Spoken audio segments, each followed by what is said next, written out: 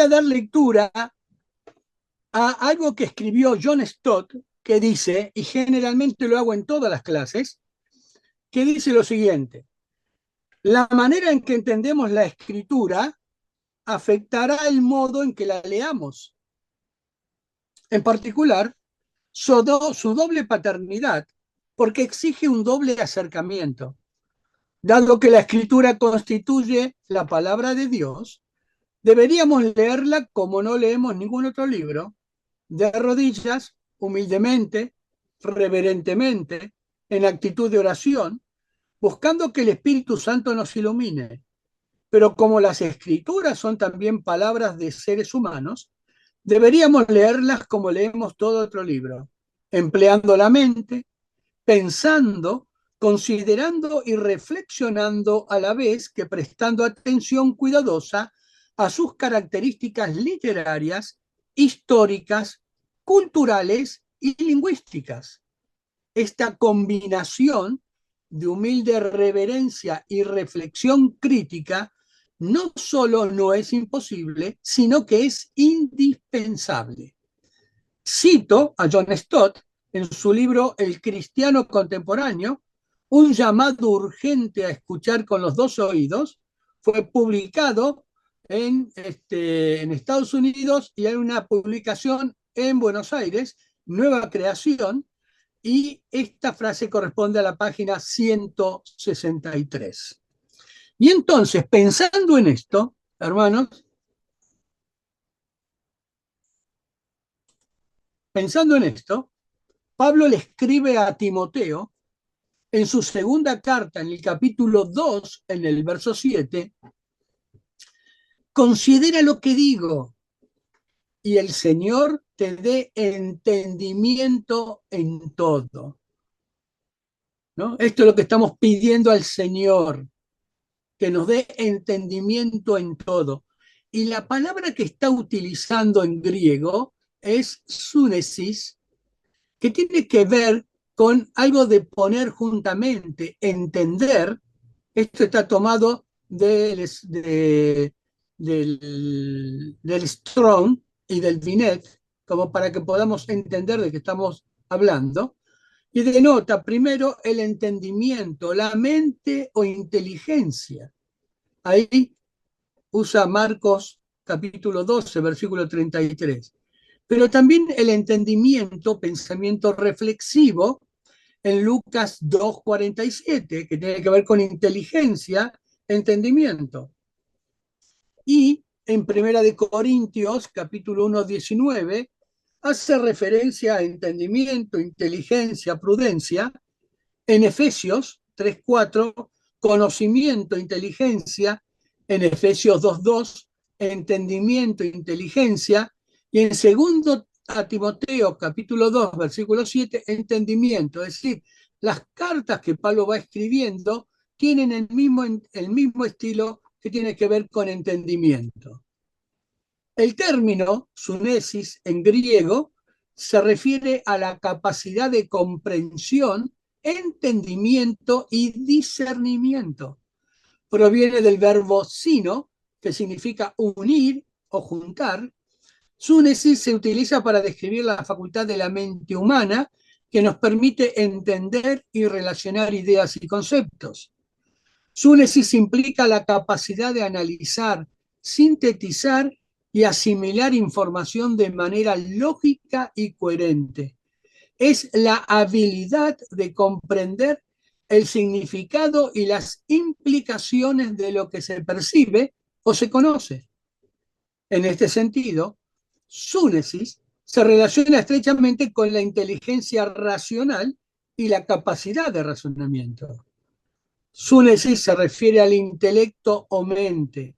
Es considerado como una de las facultades superiores de la mente, psiquis, humana. Es a través de súnesis que somos capaces de adquirir conocimiento y comprender la realidad que nos rodea. Una nota para cerrar este momento. En tanto que Sofía, sabiduría, es la percepción de la verdadera naturaleza de las cosas, la palabra fronesis es la capacidad de discernir líneas de acción con vistas a obtener resultados de ellas. A ver, frónesis, del griego frónesis, es la virtud del pensamiento moral, normalmente traducida como sabiduría práctica, a veces también como prudencia. En cierto sentido, se contrapone con la hibris o desmesura, ahí que aparece en el texto de Ética a Nicómano, que es el libro cuarto de Aristóteles. Lightfoot escribe diciendo que Sofía, sabiduría que es teórica, fronesis es práctica. Por lo tanto, sunesis es entendimiento, inteligencia, es la facultad crítica. Esta última, sunesis y fronesis, son aplicaciones particulares de Sofía. Bien. Y aquí está el texto que les acabé de leer de John Stott, ¿no? Lo que significa es estas dos actividades, ¿no? Constituyen la palabra de Dios, pero también escritura, que son palabras de seres humanos. Bien, a ver, estamos ahí un poco ajustados, pero quería verlos de vuelta y de preguntarles que hay alguna pregunta. La última parte me interesa reafirmarla, porque Dios nos dio capacidad,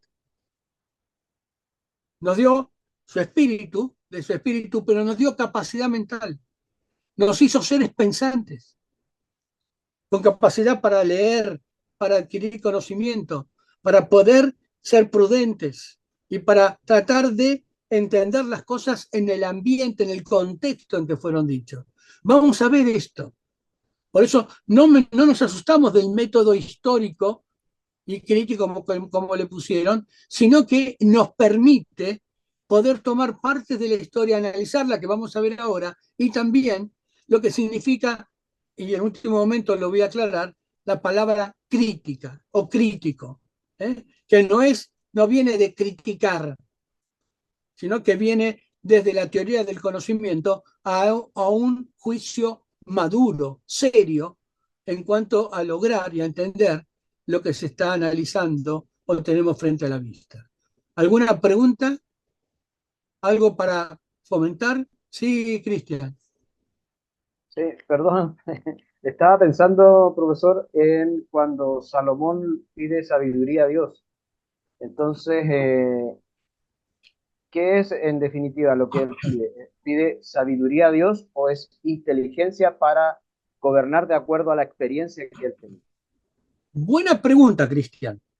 Salomón le está pidiendo a Dios que le haga un hombre sabio, porque cree en Dios y le está pidiendo algo que Dios da, que es la capacidad de razonar, de discernir y de emitir juicios verdaderos y acertados. Y Salomón lo hace. Ahora, permítame, yo con Salomón tengo una cuestión particular, porque Salomón fue un desfachatado. Salomón, todo hablamos de su sabiduría, pero la perdió, la rifó. Salomón metió al pueblo de Israel en una deuda tremenda que va a llevar años. Lo endeudó, levantó altares. Vamos a ir viendo aparte de esto cuando analicemos el método histórico crítico, ¿no? Esquilmó al pueblo, literalmente. Perdió la sabiduría. En algún momento se le fue, o mejor dicho, la dejó de lado. Y basta leer el texto, porque siempre nos quedamos con una primera parte. Pero Salomón no encaja en aquel texto donde dice, ahí en Deuteronomio, que cómo tenía que ser el rey. No apropiarse de dinero, no apropiarse de esto, no apropiarse de aquello. No cumplió nada. Es decir, fue en su comienzo, alejándose de Dios, buscando otras cosas, perdió su sabiduría. Por lo tanto, es interesante, sí, lo que mencionabas, cuando Dios lo colma de sabiduría y de su presencia, pero después buscó otras cosas. ¿Eh? Fíjate que hay un texto, y no me quiero extender mucho, pero hay un texto en donde el tributo que recibía Salomón, en el texto original dice, era de 666. Nosotros creemos que el 666 solamente está en el Nuevo Testamento. No, está en el Antiguo. Y si lo escribe en 666 es que realmente estaba recibiendo algo bastante este, este, perdido de lo que estaba recibiendo, que era lo que le estaba pidiendo al pueblo. Los estaba esquilmando. ¿Eh? Te diría, es el primero en la historia en generar una deuda externa en su país. Es cuando uno hace historia, ¿no? Cuando uno hace historia. Así que, bueno, ¿no hay preguntas? Entonces, vamos a ver si seguimos. ¿Bien? Entonces vuelvo a compartir, porque me van a quedar 25 minutos y voy a tener que ir rápido. Bueno, perdón, compartir.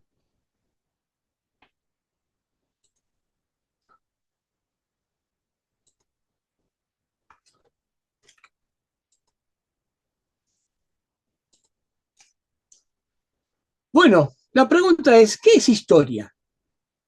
Y para dar respuesta a esta pregunta hay que saber que el concepto de historia presenta diversas acepciones de acuerdo al tiempo y al enfoque que le da el historiador o quien pretende dar una definición del concepto.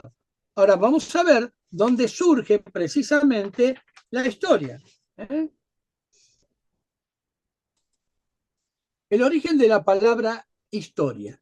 La etimología, que es el estudio del origen de las palabras y de la cronología de su incorporación al idioma, expresa que parece ser que el poeta griego Homero, Píndaro y el historiador Plutarco podrían estar entre los primeros que la utilizan en sus escritos.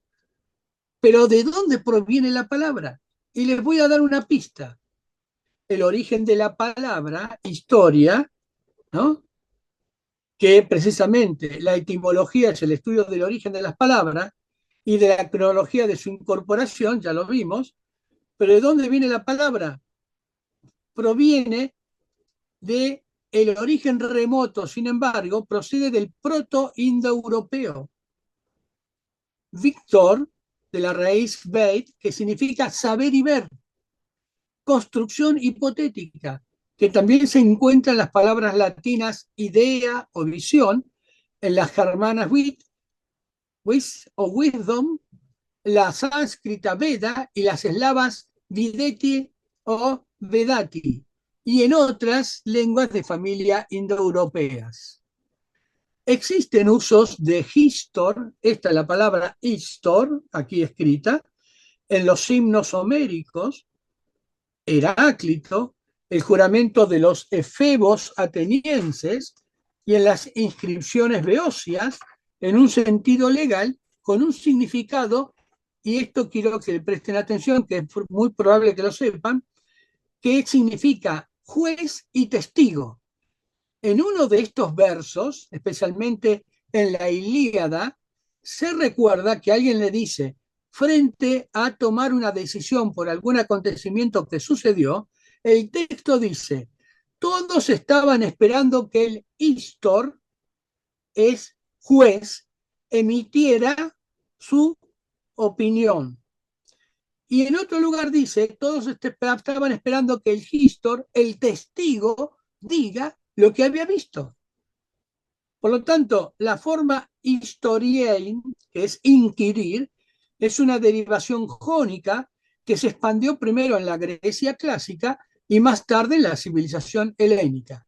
Este es un buen libro, ya tiene su tiempo también, que es el Diccionario Etimológico Indoeuropeo de la Lengua Española de Alianza Diccionarios, ¿no? Y ahí entonces uno puede encontrar derivaciones porque no hablamos de razas, nosotros hablamos de lenguas, de dialectos, que son los que van conformando los pueblos.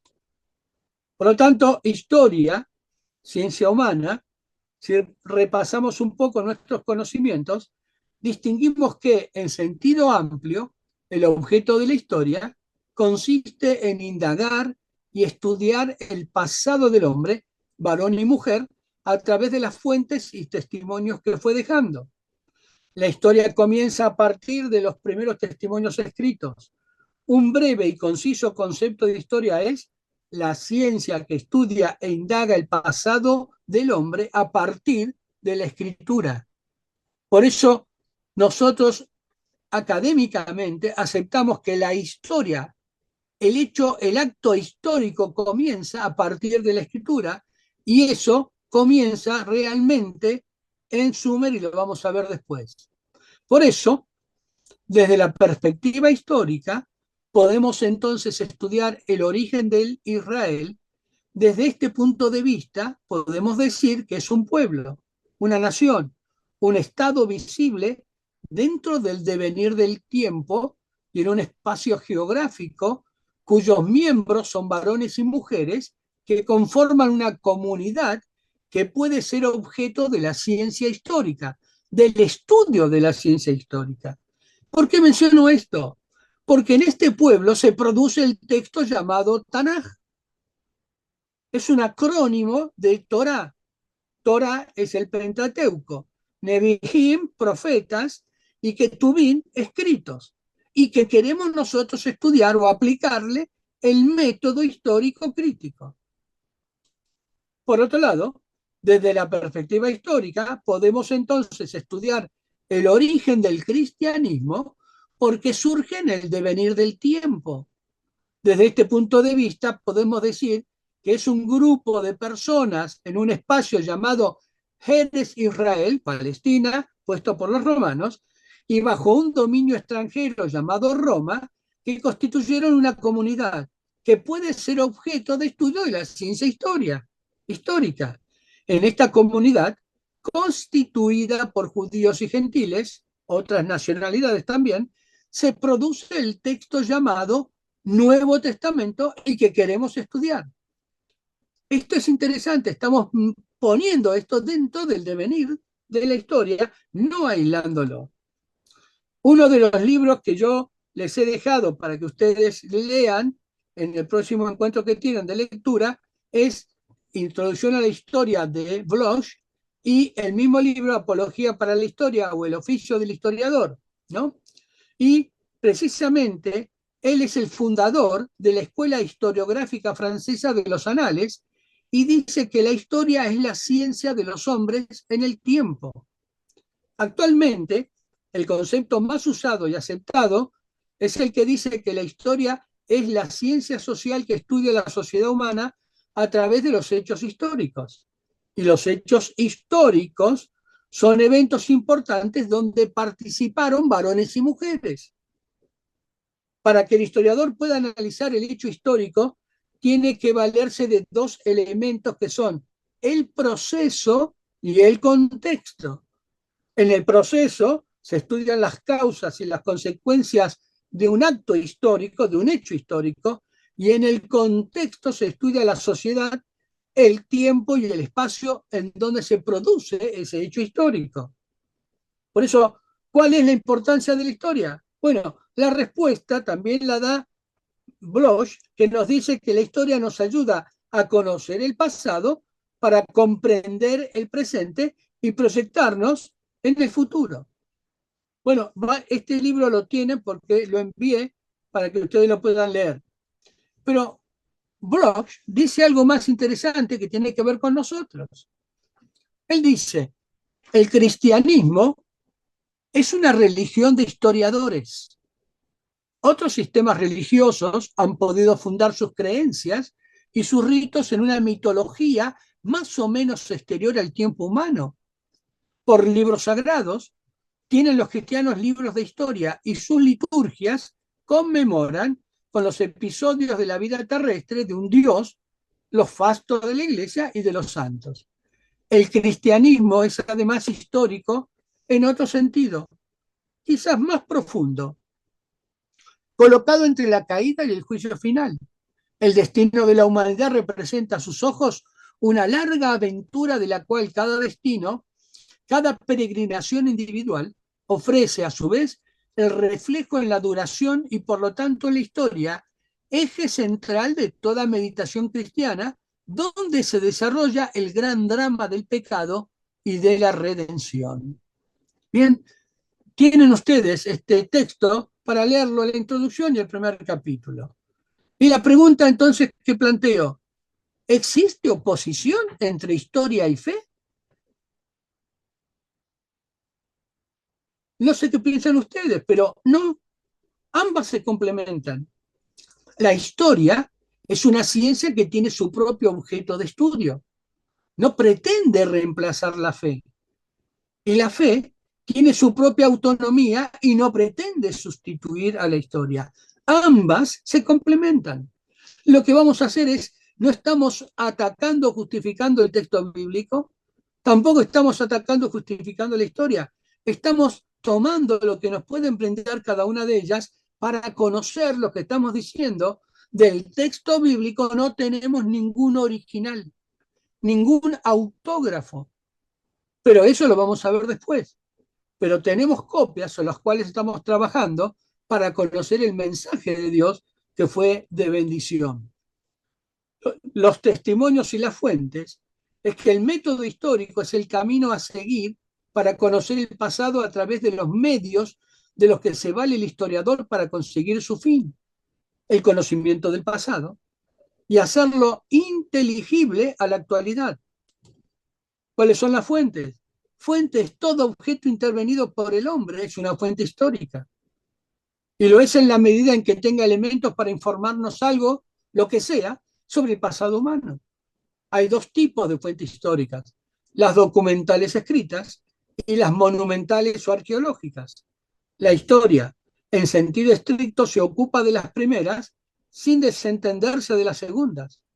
La historia y la arqueología, en este caso que manejo también, son disciplinas que se ayudan entre sí. La cuestión geográfica de Palestina o Eres Israel fue muy importante. Las continuas luchas de los pueblos que hacían de Palestina un corredor bélico es que pueblos pasaban por ahí permanentemente, mucho antes también de que estuviese asentado Abraham. Fue allí donde se desarrollaron algunas de las civilizaciones más importantes y el escenario de eventos espirituales trascendentes como ser el origen del pueblo de Israel. Por eso Palestina como escenario histórico espiritual fue el lugar de encuentro de las civilizaciones de la antigüedad, mesopotámicos, egipcios, persas, griegos, romanos, pasaban por allí dejando sus adelantos y culturas. Fue el lugar a donde se dirigió Abraham para establecerse. Y decimos que históricamente el texto bíblico comienza en el capítulo 12 de Génesis, cuando Dios llama a Abraham a que salga de él, salga de ahí, a lo que él le va a conceder. Por eso la historia comienza aquí en Mesopotamia, en este sitio, que a veces alguno cree que estaba despoblado, pero no. Fíjense en este mapa, ¿no?, del libro de San Martín y Serrano, había cantidad de gente en esta Mesopotamia, llamado un pueblo sumerio. ¿Dónde comienzan las primeras letras o palabras escritas? Comienzan en Sumer. Eso que ven ahí es parte del sigurat, ¿no?, de la torre, de la pirámide trunca en Ur. ¿Bien? La historia comienza en Sumer. Ahí se desarrolló la escritura, primero el pictograma, en donde era esta representación que era imagen o identificación de un hombre, luego el logograma, ¿sí?, con una pintura, con una convención símbolo que tiene que ver con hombre, luego la sílaba HB con una fonética y el fonema hombre, proceso lineal, esquemático y de abstracción. Solo se puede hablar de lengua escrita cuando contamos al menos con elementos logosilábicos. Pero lo cierto es que la historia, si alguien no tiene este libro, después me lo hace saber y yo se lo envío. La historia empieza en Sumer, tiene sus años, ¿no? Y comienza con estos signos cuneiformes, escritos con un estilo que va marcando la arcilla y son las tablillas en donde encontramos los relatos y los relatos que hacen a la narración que muchas veces vamos a encontrar en forma paralela en el texto bíblico. Aquí comienza, ¿eh? La escritura Profesor, cuneiforme. Sí, es una duda, disculpe, ¿cuándo, o históricamente, mejor dicho, sí. cuándo parte la palabra o la geografía en sí de lo que es Palestina? Porque la verdad es que he visto varios textos y hay distintas vocablos en cada uno, por decirlo de una forma. Eh, ¿Cuándo realmente parte lo que es Palestina? He visto varios textos que ven, digamos, como la tierra de Palestina geográficamente, pero históricamente veo que parte en otro tiempo. Entonces ahí tengo una pequeña confusión de realmente cuándo parte Palestina. Bien. La palabra Palestina la, la, la mencionan los romanos, haciendo uso de los pueblos del mar que vienen de la península balcánica en en la época que se llama la Edad Oscura de la historia, entre el 1200 y el 800, en donde no hay referencia histórica de lo que pasa en la historia universal. Ahora, fíjense que es un periodo muy importante para el pueblo de Israel, porque entre 1800 y 1800 vamos a estar conformando toda una nación hebrea que va a regresar saliendo de Egipto e ingresando al territorio e ir avanzando sobre el territorio y asentándose. ¿Qué pueblos son rechazados por Ramsés? Entre todos los que vienen de ahí, algunos que se llaman peleteos, filistean, y la traducción de la palabra es Palestina, que son los que se van a asentar en lo que hoy es la Franja de Gaza. Mientras Israel se asienta en la parte interior de todo ese corredor, ellos se asientan sobre la costa, que son los filisteos.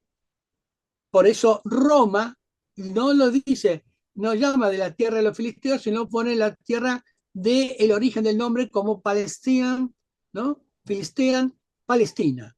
Ahora, esa tierra, cuando Abraham sale de Ur, la tierra, lo que se llama tierra de Israel, o lo que se va a llamar tierra Eres Israel, no está deshabitada. Está habitada. Ahí va a llegar Abraham, primero va a Egipto y después vuelve, va a estar habitada. Nosotros tenemos a veces la idea de que como Abraham sale de Ur, Dios le dice que salga, va hasta Arán y de Arán baja, es como que no hay nada ahí. No, ese corredor que va hasta Egipto y viene de Asia Menor y viene de Mesopotamia, era la ruta continua de gente que iba y venía permanentemente y está ocupada. Por eso Abraham se asienta en un lugar. Luego, con Jacob van a volver a Misrajim, que es Egipto, ¿bien? Y después vuelven a ese territorio. Ahora, lo que les ponen el nombre de Palestina son los romanos, ¿eh? Por eso, si ustedes van a Israel, no digan que van a Palestina, digan que van a la tierra de Israel. Eres Israel, ¿eh? Ahora, la historia, como historia, comienza con Abraham. Cuando Dios llama a Abraham de un lugar a otro. Los primeros 11 capítulos es algo que vamos a tratar de analizar y comprender, y aún por eso no se asusten, y ustedes lo deben haber trabajado, porque todos tienen conocimiento y conocen la palabra del Señor y están ministrando y estudiando y sirviendo. Esos capítulos, ¿no? Son posteriores. Es un relato que Dios inspira frente a la necesidad de confrontar con otros relatos que van circulando en un tiempo complicado para Israel, que está acá en cautiverio. ¿Bien? Por lo tanto, históricamente es Abraham. Ahí comienza. Ahí tomo, históricamente, sale uno de Abraham que conoce escritura, que conoce el habla, que maneja la economía, que sabe a dónde va y que está conociendo todo ese entorno. Y lo que yo suelo preguntar siempre, ahora que yo lo tengo, no veo a ningún conocido más, pero Abraham va a llegar a Egipto, ¿no? ¿Se acuerdan? Vamos a ver qué piensan. Abraham, ¿habrá conocido las pirámides?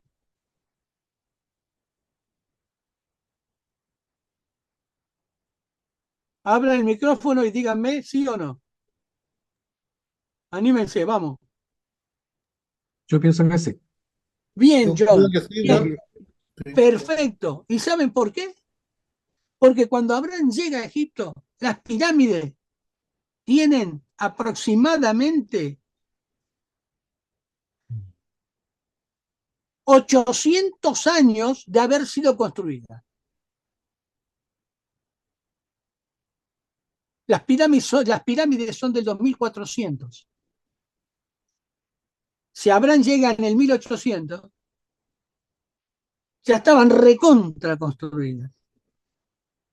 Debe haber hecho un tour y haber invitado a Sara a tomar un cafecito, un mate ahí alrededor de la pirámide, para conocer eso. Por lo tanto, es historia. Ahora nosotros parece que Abraham estaba en el aire, va, sale, llega a Egipto, sale de Egipto, vuelve a la tierra, no pasó nada. No, pasaron muchas cosas. ¿Bien? Por eso estoy hablándole de historia. Y es buena la pregunta que formulaban, porque nos permite ubicarnos en el contexto, como pregunta Rodrigo. Porque no le mencioné otro pueblo, porque tendríamos que mencionar a los cretenses y tendríamos que mencionar a los micénicos, que son los que ubicaban a todos en el mar Mediterráneo.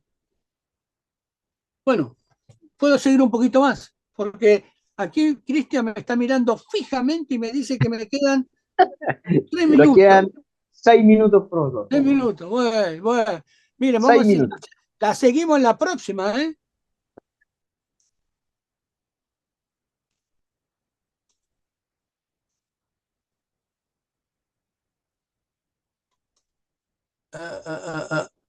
A ver, espera un cachito que esto me pasa por compartir pantalla rápido ahí. Compartir. Bueno, ahí es donde se va a producir un relato interesante, pero bueno, vamos a pasar a lo que es la epopeya de Gilgamesh. ¿La conocen? ¿No la conocen? Si no, vamos a hablarla después. ¿Eh? El hombre que todo lo supo, ¿no? Y que llegando de grandes viajes escribió sobre una estela, ¿no? Todas las cosas que había. Este hombre habla del diluvio, este rey sumerio. Habla precisamente de alguien que le come la planta de la inmortalidad, que es la serpiente. Este texto habla de que Gilgamesh tiene un amigo que se llama Enkidu, que es peludo, todo peludo, todo peludo. Y en el texto dice que es tan peludo que su cabello eran como la cebada de los campos. Este es el primer texto escrito que tenemos. Y la pregunta que les hago es, para pensar cómo analizamos un texto, si hay cebada, y estamos hablando de el 3000 a.C., si hay cebada, ¿qué hay? Ábralo, Agricultura. seguro. Y si hay agricultura y hay cebada, ¿qué puedo obtener de la cebada? Cerveza. ¿Cómo? Cerveza. ¿Cómo? La cerveza, la La cerveza. birra, hermano, la birra. Ya tenemos eso, lo tenemos de 3000 años antes de Cristo, la birra, que era un elemento de intercambio. Aguante la birra, pero era una sopa casi la birra. Pero era fundamental, la birra y el pan de cebada. Se dan cuenta que cuando leemos un texto, Y simple, dice, y Enkidu tenía una cabellera tan hermosa que era como la cebada de los campos. Y uno dice, ah, pero si hay cebada, le daban a la birra. Sí, señor. Seguimos leyendo los textos y aparece la birra. ¿Eh? Bien. Bueno, hay una palabra en esta historia que les dejé un texto que se llama Del epos, de la poesía a la historia científica. La palabra esta es mythos. Mythos. Esta palabra también cuando se pronuncia, a ver si me ven, la boca es como que me acerco a alguien para hablarle una palabra, una narración. Mythos, te voy a contar algo. Te voy a dar un discurso, una razón, un dicho, un relato, no un pensamiento, una fábula, un cuento, algo que constituye parte de nuestra vida. Y ahí le contamos. Este es el primer momento, el mito. La palabra mitos es mito. No era cuento para ellos, era un relato constitutivo de su vida. ¿No? Y entonces, de esa manera, ellos iban constituyendo su vida cotidiana. Ahí encontramos el relato de la inundación. Ahí encontramos el relato de los ríos que inundan los lugares para encauzar el agua para los sembrados. Ahí encontramos las situaciones que se generan y que deben pedir perdón ante la divinidad. Esto está en el cercano oriente, en los primeros momentos. Hay relatos que también los tienen los griegos, porque tenemos relatos fantásticos y tenemos relatos teocráticos. Las divinidades bajan del cielo y se ubican en Mesopotamia, ¿no? Y de pronto Ulises se encuentra con el cíclope, aquel que tiene un solo ojo, que no existe. O con las sirenas, que quiere escuchar Ulises, por eso lo atan al poste, al mástil de la nave. Y como decía mi abuela, no sé si existen, pero que las hay, decía, de las sirenas, ¿no? ¿No? Cantaban muy lindo, pero te acercabas y te morfaban. Este es el asunto. ¿Eh? Estos relatos míticos, fantásticos y estos relatos teocráticos.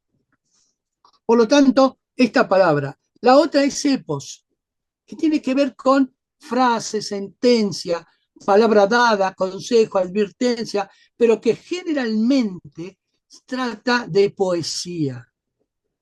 Hay poesía en el mundo antiguo. Cantan los versos. ¿Eh? Alguna vez deben haber escuchado o deben haber visto alguna película de la Ilíada y la Odisea. ¿Eh? Es decir, vemos creo que era Brad Pitt, no, Brad Pitt es del otro, bueno, esta gente, ¿no? Que lucha y pelea. Sí, sí, Brad Pitt creo que es el tema de la Odisea, ¿no? De la Ilíada que se van a pelear, ¿no? Entonces, era poesía, el relato. Para ellos era constitutivo de su vida. Por eso en los primeros momentos de historia es poesía. Luego vamos a encontrarnos con un hombre llamado Heródoto, que escribió los 9 libros. Perdón, profesor, pero estaríamos listos. Muy bien, entonces ya me bajo un segundito. Bueno, vamos a hacerlo, continuamos en la clase que viene, ustedes lean esto, les hago cierre porque hay parte interesante que quiero que conozcan, pero esto tiene que ver cuando vamos a estudiar la Biblia. Cuando vamos a estudiar el texto bíblico, este es el método histórico. Y lo voy a comenzar la semana que viene, y la semana no, porque ahí tenemos lectura. La otra, cuando le diga, ¿por qué estudiamos el método histórico crítico? Para que tengamos claridad de lo que vamos a decir. Para que no inventemos en nuestra imaginación, ¿no?, lo que nos falta en conocimiento, sino que aprendamos de esto. Esta es la historia a la palabra de Dios, respetando la inspiración, que no está en ningún momento puesta en duda, pero sí en el contexto. En el contexto, quiero saber cómo vivían, cómo desarrollaban su vida. Y ahí vamos a disfrutar plenamente de saber, porque yo los conocí, excavé con ellos, encontré un resto de una mujer joven del Bronce Medio, 2500 años antes de Cristo, es decir, hace 4500 años. Y estaba ahí, con sus cosas, con su perfumero, con sus cositas. Alguien hace 4500 años la había puesto ahí y alguien después de ese tiempo la trae a la vida. Y lo que tenemos que saber es cómo le preguntamos. Hablaba con ella. ¿Por qué estás aquí? ¿Por qué estás como durmiendo? ¿Ese es tu perfumero? Bueno, no crean que estoy loco, más o menos. ¿Eh? Pero analizando sus cosas, es como que me decía, estuve aquí, conóceme, conóceme, aquí están mis cosas. Y encontramos dónde molían el grano, dónde hacían la cerámica, dónde hacían las puntas de proyectil, dónde estaban los telares, dónde estaba su vivienda. 2500, Abraham todavía estaba en pañales, ni siquiera estaba asomado a la puerta en Sumer, esperando que el Señor le diga, Abraham, vete. ¿Eh? Bueno, hermanos, bendiciones, anímense a la lectura, cualquier cosa le dicen al pastor Henry y creo que tienen un WhatsApp, no sé si yo puedo estar ahí o bueno, lo que necesiten. La idea es hacerlo dinámico entre nosotros y sorprendernos con preguntas y ayudarnos mutuamente en esta patriada de 8 encuentros con el método histórico crítico. No para criticar, sino para hacer un juicio maduro, firme, de conocimiento del texto.